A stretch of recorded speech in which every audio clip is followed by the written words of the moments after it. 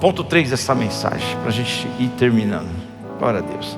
O maior tesouro. Eu gosto desse tópico. Sabe por quê? O que acontece? A gente resumir a história. Ele faz o que a mãe dele disse. Tudo acontece do jeito que ela planejou. Porém, Esaú ameaça matar Jacó. E o que ele tem que fazer? Fugir. Porque só foge quem está errado. Só foge quem está fora do plano. Quem está com a vida correta não precisa fugir, né? Se alguém quer tirar alguma coisa, vou tirar uma satisfação com você, pode vir, fica à vontade, venha conversar, não preciso fugir, porque eu estou dentro do plano de Deus. É ou não é? Se ou não? O dia me questionaram, pastor, mas tem que ter segurança aqui na porta. Eu falei, não precisa, eu fiquei comigo aqui, né? Não tenho nada para fugir de ninguém, não, honestamente não temos. Temos na portaria, porque a área é grande, precisamos controlar. Temos aí algum pessoal que nos ajuda. Mas eu não preciso, não estou devendo nada para ninguém, não fiz nada errado com ninguém, não prejudiquei ninguém, certo?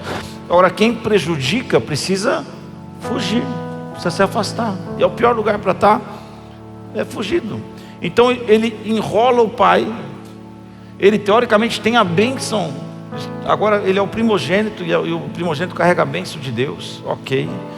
Ele tinha uma palavra liberada, ele não precisava fazer nada disso.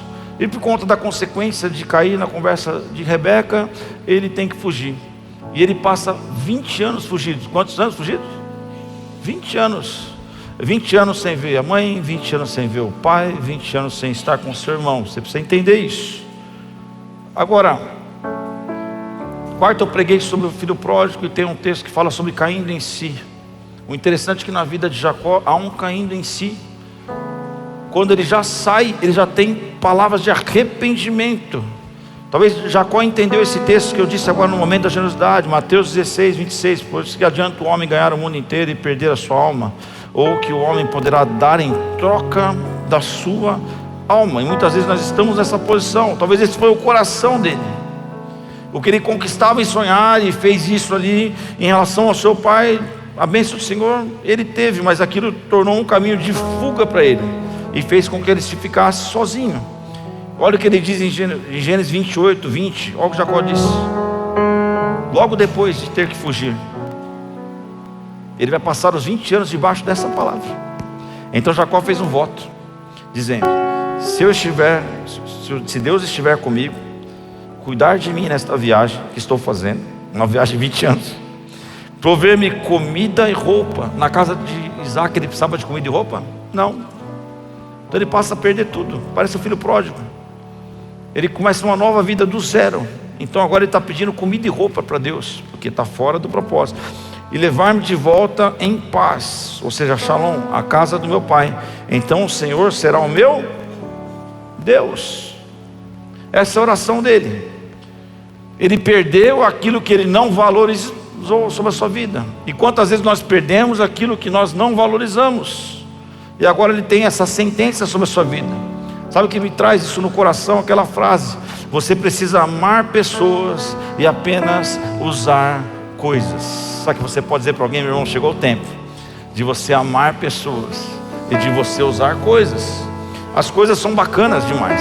Comprar um relógio, nossa, eu gosto de relógio, que bom, aleluia. Mas se não tiver o relógio não vai mudar nada. O relógio serve para usar, mas se eu te amar isso aqui mais do que eu amo a Manuela, mais do que eu amo Mateus, mais do que eu amo João, mais do que eu amo vidas, para que serve? Serve para absolutamente nada. Se eu amar um carro mais do que eu amo as pessoas, se eu amar as coisas. E é isso que Jacó fez. Ele trocou toda a sua família por essa posição de governo sobre a sua casa. Ele trocou tudo isso. Então há uma inversão de valores. Nós precisamos tomar cuidado com isso. Precisamos expulsar esse espírito maligno que tenta roubar o nosso coração. O que é uma igreja? Uma igreja, cadê os voluntários? Tem voluntário aqui? Levanta a mãozinha para o céu. O que nós fazemos? Nós amamos pessoas, nós servimos pessoas. Servindo pessoas, nós servimos a Deus. Este é um lugar de amar pessoas, de amar a mudança da história das pessoas. Porque eu estou todo domingo aqui, desde cedo aqui, vendo vidas sendo impactadas, recebendo a palavra, aceitando a Jesus, voltando para o reino. E esse tempo é um tempo de salvação, porque nós amamos amamos pessoas e amamos ver o que Deus faz na vida das pessoas. Não é sobre uma estrutura, não é sobre a condição financeira de uma igreja, mas é sobre uma multidão ser impactada e atraída pela mensagem, porque nós amamos pessoas. Amamos pessoas. Não tem como você servir a Deus se você não ama pessoas. É isso. Nós invertemos o valor. E sabe do que nós precisamos? De paz, tempo de qualidade e família. Isso é Betel, casa de Deus. Diga comigo: paz, tempo de qualidade, uma família abençoada. Diga assim: isso é Betel, casa de Deus. É um fato, cada um de nós somos escolhidos e não tem ninguém na exceção aqui, todos aqui são escolhidos. Agora, o que você faz com o privilégio de ser escolhido depende de você. Isaac passou 20 anos sem ver o seu irmão, mas sempre tem um caminho para voltar, sabe? Você vê que tudo era completo. E vamos dizer de fato, semana que vem eu estou com vontade de pregar sobre, voltar para trás do texto e pregar sobre Jacó ali na casa de Labão. Vamos ver.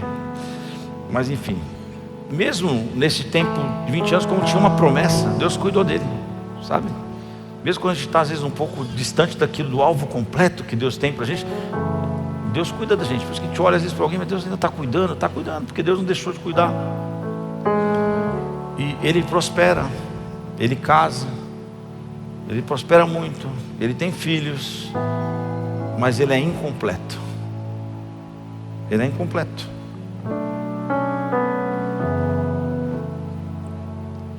Falta a família, falta as pessoas que ele mais amava sobre a sua vida. Tanto é porque ele precisava voltar se estava tudo bem.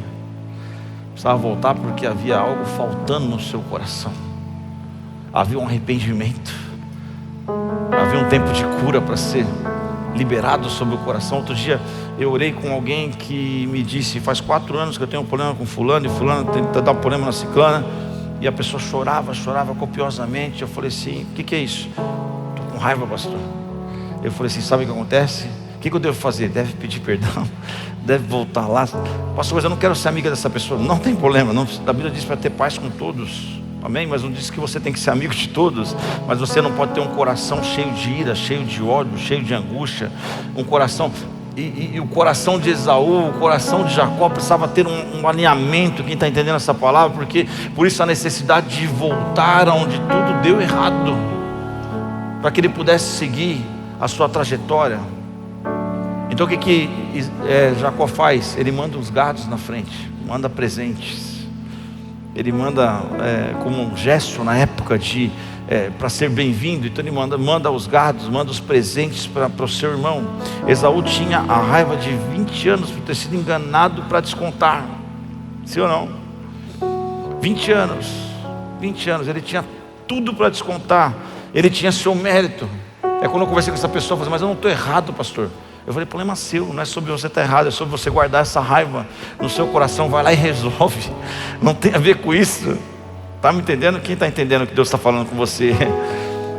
Você precisa parar de ter razão, sabe? Ser liberto pelo sangue do Cordeiro. Você precisa parar de querer provar que você está certo e ter o seu coração restaurado pelo poder do Espírito Santo de Deus. Porque é daqui para frente. Você precisa deixar os passados para trás para viver tudo aquilo que Deus tem planejado para a tua história e para a sua vida. A palavra de Deus diz: se o Filho do Homem me libertar verdadeiramente, nós seremos livres. Esse lugar aqui é o lugar dos libertos, é o lugar dos livres. Nenhuma mágoa, nenhuma ira, nenhum ódio pode criar raiz no seu coração, porque o seu coração pertence ao Senhor, a sua vida pertence ao Senhor, e não tem espaço para esse sentimento na sua vida. Em nome de Jesus, todo sentimento maligno caiu por terra em nome de Jesus hoje. Quem pode dizer amém? Glória a Deus, que palavra hoje, hein? Estou até gostando. 20 anos, não são 20 dias, mas olha o que acontece. Isso é maravilhoso. Isso é o Evangelho. Isso é o poder de Deus. Isso é como Deus agiria. Gênesis 33. Mas Esaú, chegou o dia do encontro, correu ao encontro de Jacó, abraçou-se ao seu pescoço, beijou e eles choraram. Meu Deus, meu Deus, quem pode imaginar essa cena? São 20 anos perdidos, mas eles estão reconectados. São 20 anos de pessoas que deviam estar juntos, estão afastados, mas eles estão agora lado a lado. Esaú entendeu qual era o verdadeiro tesouro, sabe? Você tem um tesouro lá na sua casa, que dinheiro nenhum pode comprar. As coisas trazem prazeres passageiros. O que eu mais atendo é pessoas que têm coisas, mas não têm alegria, que trocariam tudo para ter alegria. Sabe, você tem alegria e está desprezando o que o Senhor deu para você de graça. De graça.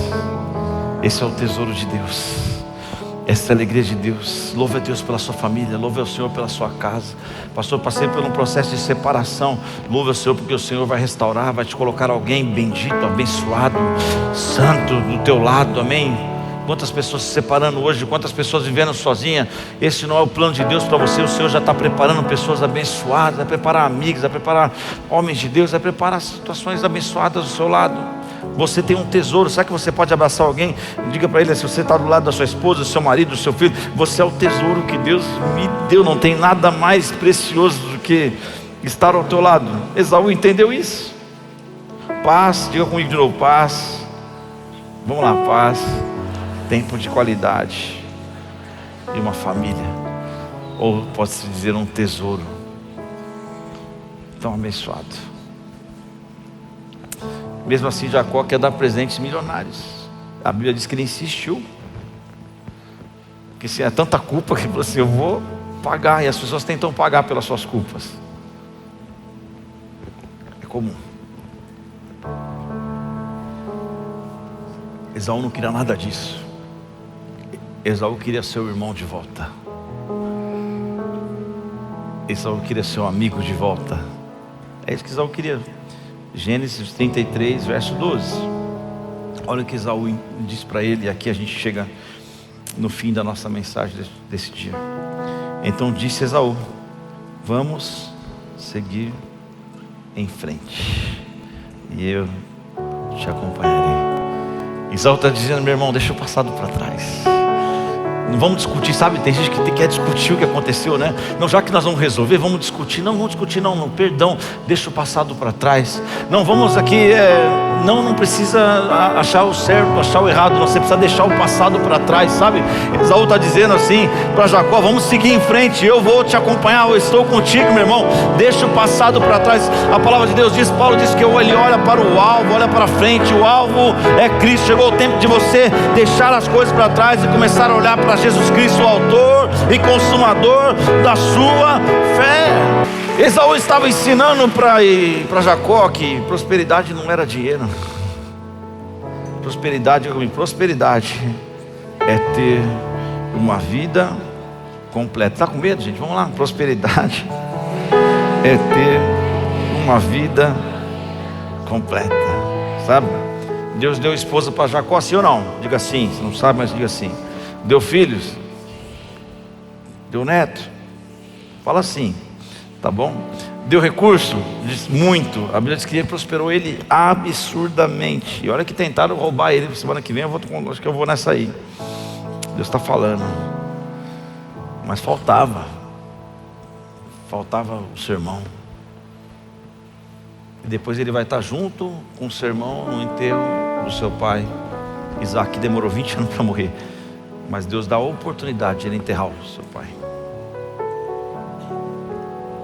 Glória a Deus. Não sei como é que o coração dele ficou, mas ele teve essa oportunidade de refazer a rota, sabe? Deus sempre dá uma oportunidade para mim e para você refazer a rota e seguir em frente.